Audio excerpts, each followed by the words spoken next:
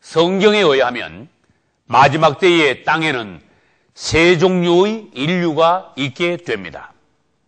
하나님께서는 모든 사람들을 동일하게 취급하고 처리하지 않으시며 농부가 마치 알곡과 가라지를 분리하듯이 우리 하나님께서는 마지막 때 세 종류의 인류를 시험하고 단련하신 후에 마침내 천국과 지옥으로 보내시는 것입니다. 그러면 세 종류의 인류란 무엇인가 하면은 첫째, 성도들입니다. 마지막 때 땅에는 특별히 하나님께서 구분하신 사랑하시는 성도들이 있습니다.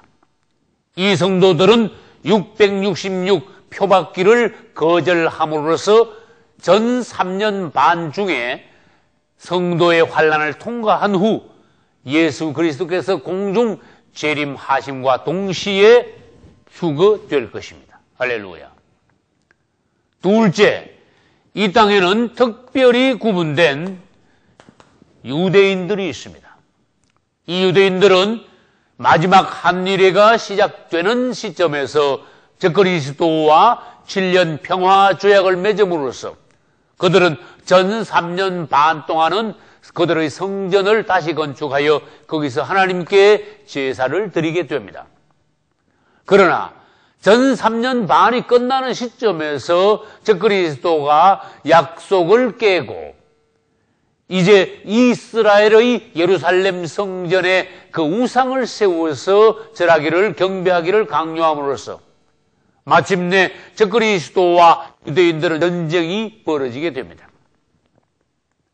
이때 유대인들이 패하여서 도망가는데 그들은 그 후 3년 반 동안 도피처에서 회개하여 예수 그리스도를 영접하게 될 것입니다. 할렐루야. 그러므로 둘째 유대인들은 휴거되는 것이 아니라 후 3년 반 동안에 도피처로 도망가게 된다는 것입니다. 그러면 성도들은 성도의 환난을 통과하여 휴거되고 유대인들은 적그리스도에 패하여서 도피처로 도망간다면은 이제 이 땅에 남은 자들은 누구입니까? 그들이 바로 불신자들입니다. 이 불신자들은 전 3년 반 동안에는 잘 삽니다. 왜 그렇습니까? 성도들이 표받지 않고 전 3년 반 동안에 환난을 당하고 있을 때 이 세상의 불신자들은 666표, 적그리스도의 표를 받습니다. 그러므로 전 3년 반 동안에는 이들이 생존을 보장받습니다. 그것도 제법 잘 살게 될 것입니다, 이들은.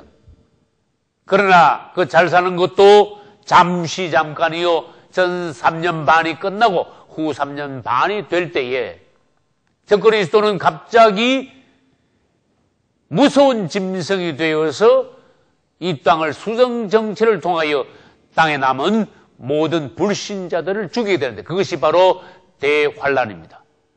성도들은 휴거되고 유대인들은 도피처로 도망가고 불신자들은 대환란 동안에 모두 다 죽게 된다는 것입니다.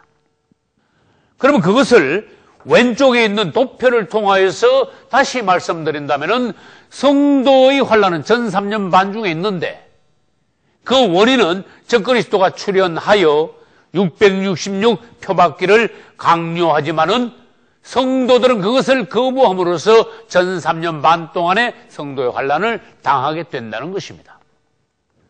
그리고 전 3년 반이 끝나기 직전에 예수 그리스도께서 공중 재림하심과 동시에 성도들은 성도의 환난을 통과하고 휴거된다는 것입니다. 할렐루야.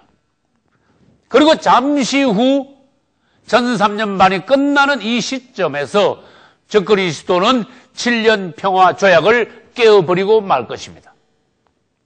그리고는 예루살렘 성전의 미운 물건, 즉 적그리스도의 우상을 세워놓고 이스라엘과 전쟁을 벌릴 때 이스라엘은 대패합니다. 많은 유대인들이 죽게 됩니다. 그것을 성경에서는 야곱의 환란이라고 말씀하셨습니다. 후 3년 반은 어떻게 된다고 하셨습니까? 땅에 남아있는 불신자들이 적그리스도에 의하여서 모두 죽게 되는데 그것이 바로 대환란인 것입니다. 계시록 8장 13절에서는 대환란의 장면을 한마디로 말씀하셨습니다. 땅에 있는 자들에게 화가 있으리로다. 세 번의 화는 대환란을 말씀하십니다. 세 번의 화는 한때, 두때, 반때의 화를 말씀하십니다. 세 번의 화, 대환란, 후 3년 반의 화는 다섯째 나팔, 여섯째 나팔, 일곱째 나팔 중에 일어나는 환란을 말합니다. 그 중에 가장 강한 화는 셋째 화로서 일곱째 나팔을 불 때, 즉 일곱째 나팔 안에 있는 일곱 대접이 부어질 때 가장 비참한 땅의 화가 있음으로써 땅에 있는 사람들이 다 죽게 된다는 것입니다. 그럼 우리는 차례대로 마태복음 24장에 있는 세 가지 환란에 대해서 지금부터 보기로 하겠습니다. 첫째, 9절에 환란이 나옵니다. 그때 사람들이 너희를 환란에 넘겨주겠다고 하셨습니다. 이때 환란은 사람들이 너희를 환란에 넘겨주겠다고 하셨는데 그때 사람들은 바로 세상 사람들이며 너희를 환란에 넘겨주겠단 말은 성도들을 환란에 넘긴다는 것이므로 이 환란은 성도의 환란입니다. 그리고 너희를 죽이리니. 여러분, 성도들이 불신자들을 죽이겠습니까? 아닙니다. 세상 사람들이 성도들을 죽임으로써 핍박함으로써 성도의 환란이 시작된다는 것입니다. 그 밑에 계속하여 보면은 너희가 내 이름을 위하여 모든 민족에게 미움을 받으리라. 이 말씀에 의하면은 이것은 분명한 성도의 환란이라는 것입니다. 우리는 마지막 때 가면은 예수 그리스도의 이름을 위하여 환란을 당하게 됩니다. 우리는 그냥 지금 이 상태로 그럭저럭 믿는 상태로 있다가 주님 오시면은 바로 휴거되는 것이 아니라 우리는 휴거되기 직전에 그분으로부터 단련, 연단, 시험을 받고 그것을 통과한 후에 그분이 우리를 휴거시켜 데려가신다는 것입니다. 둘째, 15절부터 21절까지는 유대인들이 당하는 환란입니다. 15절부터 21절. 이때 유대인들이 당하는 환란을 성경에서는 큰 환란이라고 말씀하셨습니다. 21절에 보면은 이는 그때의 큰 환란이 있겠습니다. 그러면 이때의 큰 환란은 무슨 환란인가 알기 위하여서는 우리는 15절부터 먼저 보아야 됩니다. 그러므로 너희가 선지자 다니엘의 말한 바 멸망의 가정한 것이 거룩한 곳에 선 것을 보거든. 이때 멸망의 가정한 것은 다니엘서 9장 27절에 나오는 적그리스도의 우상이 예루살렘 성전에 세워지는 것을 말합니다. 그것은 아까 말씀드렸습니다. 언제입니까? 전 3년 반이 끝나는 시점이라고 하였습니다. 그러면 유대인들이 어떻게 합니까? 그 적그리스도의 우상에게 경배하기를 단호히 거부함으로써 적그리스도와 유대인들 사이에 전쟁이 벌어집니다. 그런데 16절에서 뭐라고 말씀하셨습니까? 그때에 유대에 있는 자들은 산으로 도망할지어다. 그래서 전체적으로 우리가 다시 본다면은 유대에 있는 자들이 도망하라. 야곱의 환란 때에 적그리스도에 의하여서 학살당하지 않기 위해서는 유대인들이 무조건 도망가라고 주님께서 말씀하신 것입니다.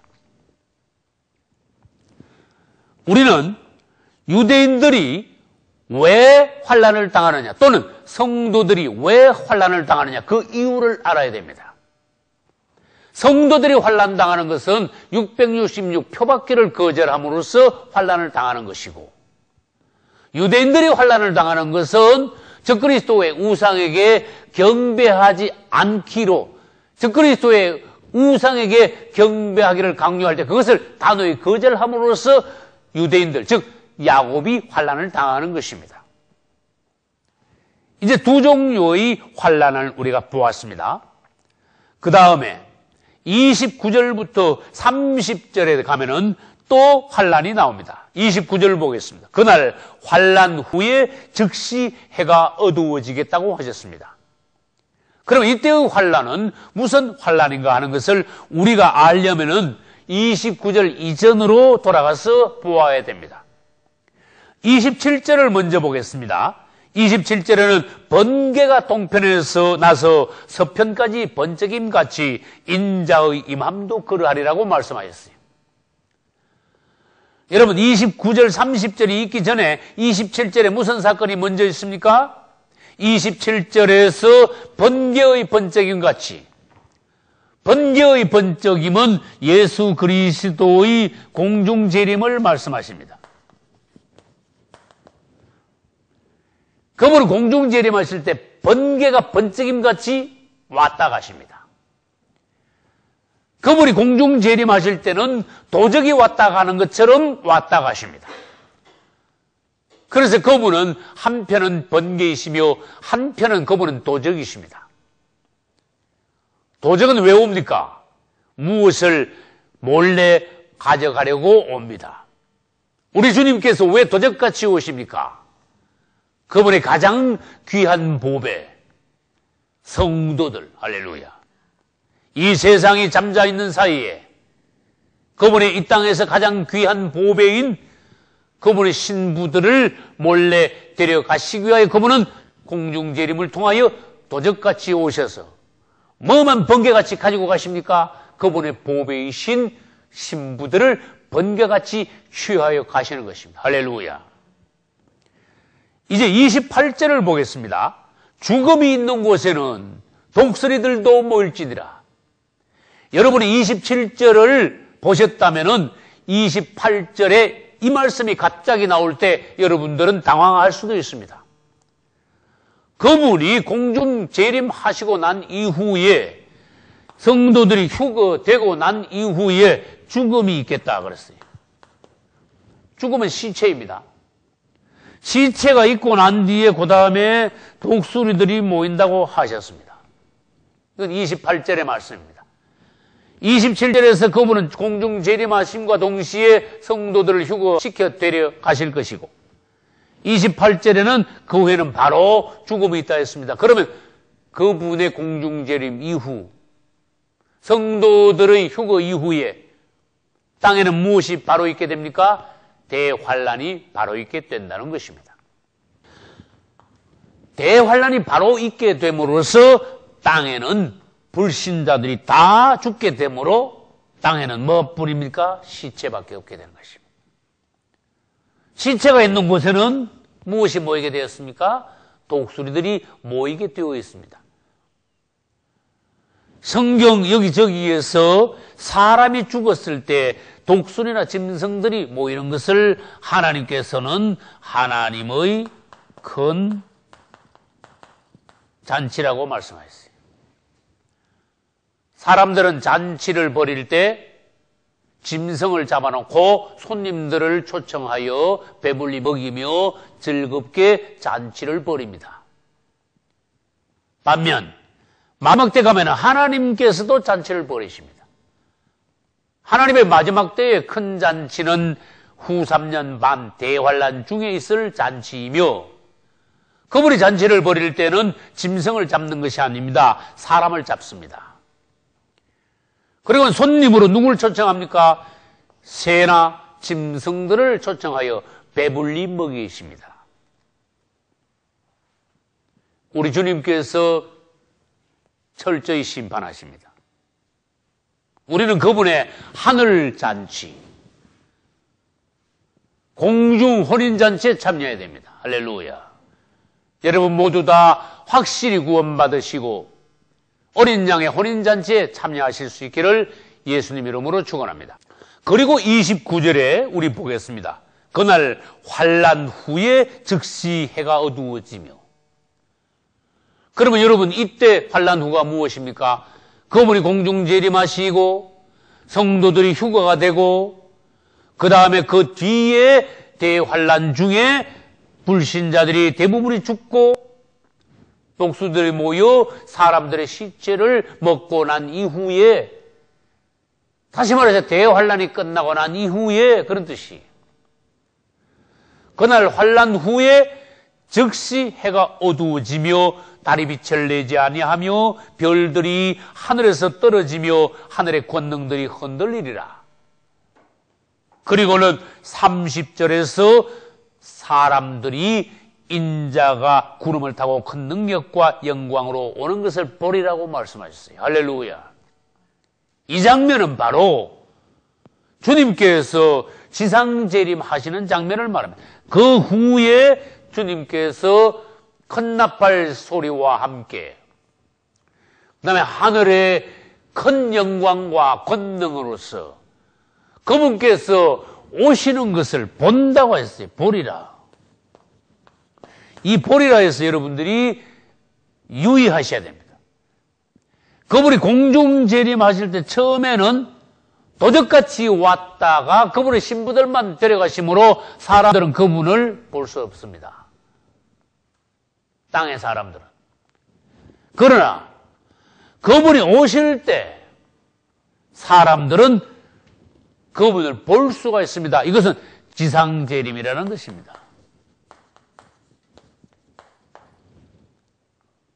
그래서 이것이 마태복음 24장 후반부에 가서 27, 28, 29, 30절에서는 그분의 공중재림과 대환란과 하나님의 큰 잔치, 그분의 지상재림, 이것이 연결하여서 계속적으로 말씀하고 계시는 것입니다.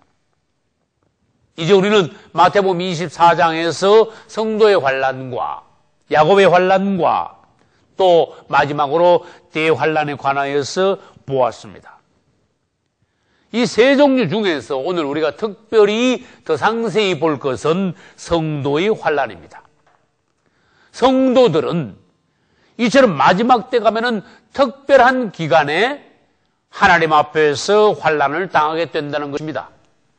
아까도 말씀드렸지만 그분은 우리가 예수 믿습니다 한다고 그냥 천국으로 데려가시는 분이 아니라 우리의 믿음이 과연 끝까지 그분을 믿고 사랑하는 그러한 믿음인가, 신실한 믿음인가 하는 것을 그분은 꼭 시험하시고 성도의 환란을 통과케 하시고 난 이후에 합격된 성도들만 데려간다는 것입니다.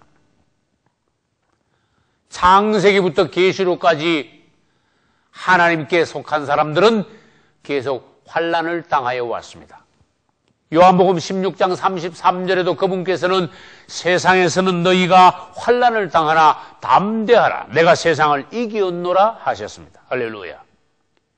그리고 마태복음 5장 10절로 12절에서는 의를 위하여 핍박을 받은 자는 복이 있나니 천국이 저희 것이라. 할렐루야. 그러면 성도의 환란은 어디로부터 옵니까?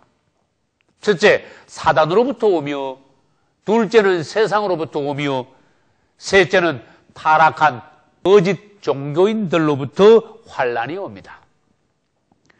이제 역사적으로 성도들이 당한 환란에 대해서 보기로 하겠습니다. 첫째, 초대 교회 시대 때 성도들은 누구에 의하여서 환란당했습니까? 유대 교인들. 유대 교인들에 의해서 환란을 당했습니다. 그리고 초대 교인들은 로마 제국에 의해서 환란을 당했습니다. 두 번째로 중세 시대에 신실한 그리스도인들은 누구에 의해서 환란을 당했습니까? 역시 로마 가톨릭입니다. 로마 제국이 있고 로마 가톨릭이 있고 둘 다 로마라는 것을 여러분들이 명심하시기 바랍니다. 로마 가톨릭은 중세 1000년 동안 자기들만이 기독교라고 자부하면서도 신실한 거듭난 그분을 사랑하는 그리스도인들을 수천만 명을 종교재판을 통하여서 학살했습니다. 셋째, 그러면 마지막 때 가면은 성도들은 누구에 의해서 환난을 당합니까? 아까도 말씀드렸지만은 적그리스도에 의해서 환난을 당하게 될 것입니다. 오늘날은 어떻습니까? 오늘날에도 거짓된 종교인들은 하나님의 참종들을 계속 핍박하고 있는 중입니다. 그러면 성도의 환난의 목적은 무엇입니까? 주님께서 성도들을 더욱더 연단하시고 시험하시기 위하여, 또 알곡을 타작하여 쭉정이를 분리하시기 위하여. 할렐루야. 그럼 마지막 때 성도들이 환난을 당하는 원인은 무엇입니까? 믿음을 끝까지 지킴으로 환난을 당하는 겁니다. 믿음을 포기하는 사람들은 성도의 환난을 당하지 않습니다. 그 다음 아까도 말씀드렸지만 666표밖기를 거절함으로써 환난을 당하는 것입니다. 그 다음 환난을 당하는 시기는 언제입니까? 전 3년 반 중에 환난을 당합니다. 그러나 전 3년 반 모두는 아닙니다. 3년 반이 아니고 3년 반이 시작하고 난 이후에 한참 있다가 그 다음에 전 3년 반이 끝나기 전에 얼마 전에 성도의 환난은 마치게 된다는 것입니다. 그러면 성도의 환난의 경과는 어떻게 됩니까? 이 666표가 없으면은 매매를 못하게 되니까, 즉 사회생활하기가 불가능하니까 마지막 때 되면은 성도들은 자기의 모든 재산을 팔아 그것을 생활 필수품으로 바꾸게 됩니다. 그래요 성령께서 인도하시는 바대로 알곡이 모이는 것처럼 성도들이, 거듭난 성도들은 함께 모여서 공동생활을 하게 될 것입니다. 할렐루야. 성도의 환난 때 성도들은 공동생활을 하게 되고, 야곱의 환난 때 유대인들은 가나안 땅으로 모여 도피처로 가서 공동생활을 하게 되고, 대환난 때도 불신자들은 가라지를 묶는 것과 같이 한데 모여서 하나님의 진노를 받음으로 함께 지옥으로 가게 될 것입니다. 그러면 성도의 환난의 결과는 어떠합니까? 성도의 환난이 끝날 무렵에 첫째, 그분께서 공중에 재림하십니다. 할렐루야. 둘째, 우리보다 먼저 예수 믿고 낙원으로 간 그리스도 안에서 잠자는 자들이 첫째 부활을 통하여서 살아나서 그분 앞에 먼저 휴거됩니다. 셋째, 땅에서 환난을 통과한 우리 성도들이 몸이 변화되어서 휴거됨으로써 그분 앞에 올라가 공중에서 그분을 맞이하게 될 것입니다. 할렐루야. 여러분들이 끝까지 믿음을 지키시고 성도의 환난을 온전히 통과하시고 그분이 오시는 날 모두 다 휴거되실 수 있기를 예수님의 이름으로 축원합니다. 할렐루야.